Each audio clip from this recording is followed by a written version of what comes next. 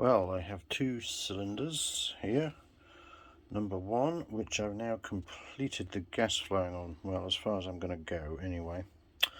And number two, which I haven't touched yet. So we've kind of been over the reed blocks, what I've done there. So it's number one reed block, all slimlined and deburred. And number two, haven't touched that, so that's to do. So if you look at the inlets, this is number one and this is number two. So the big differences that you'll see are that central bridge has been slimmed right down and tapered, so the air will flow a lot easier side of it rather than hitting that flat wall.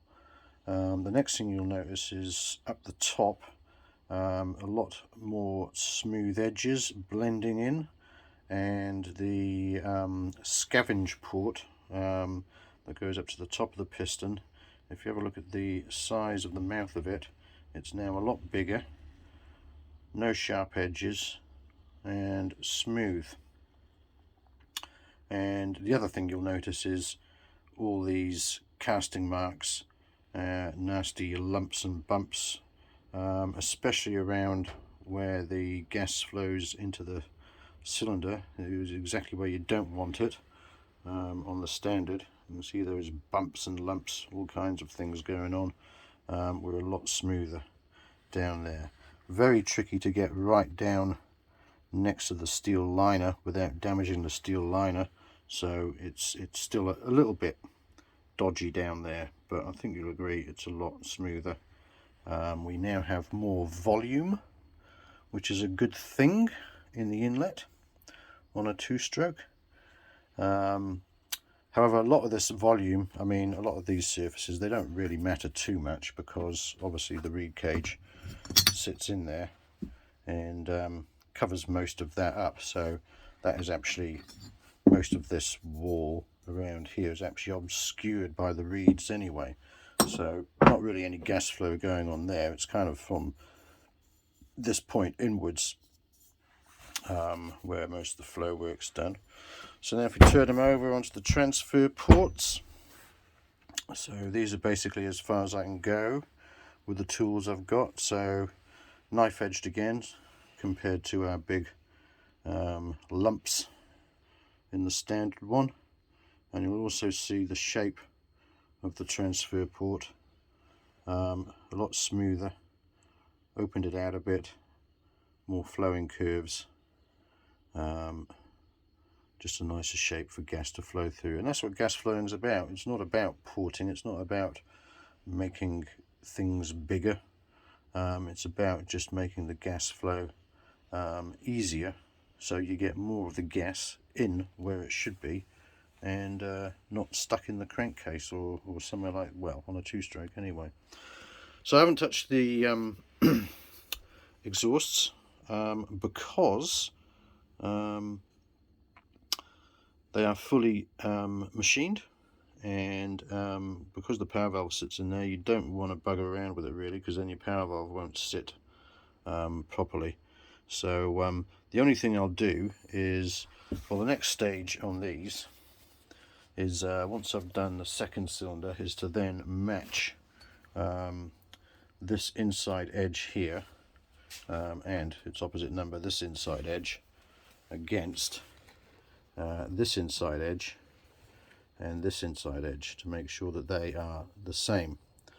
So I'm not quite at that stage yet, but then I will do that to these cases. So I'll be grinding this out and this out on each cylinder to get those edges to match, so we don't have a big step creating turbulence, because that's the last place you want turbulence, is when you're actually pushing gas up out of the crankcase, up the transfer ports into the cylinder. You want it to be a nice smooth flow. So yeah, next job really is to do the second cylinder, but after that, everything that I've prepared will be going for vapor blasting. So these will all be vapor blasted, and I will leave instructions with them. I'll ask them to do all the ports as well. So I want all the ports, down in the ports I want all this vapor blasted, so it will give a nice consistent surface finish, and then it won't be touched after that. But then after that, on the exhaust, I might just do a little bit of polishing.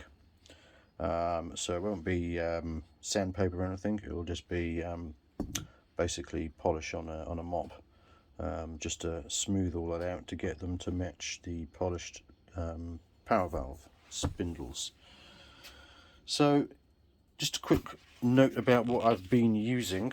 So this is the Gasflower's secret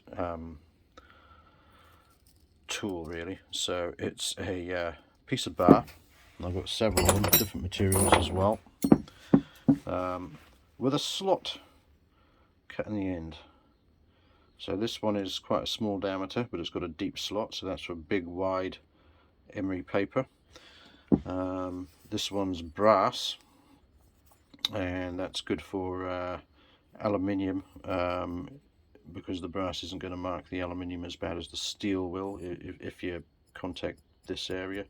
But basically you just put some, I've got 3 different grades of emery, 80, 120 and 320 I think it is, and that's what I've used on this port. So that's been finished with 320.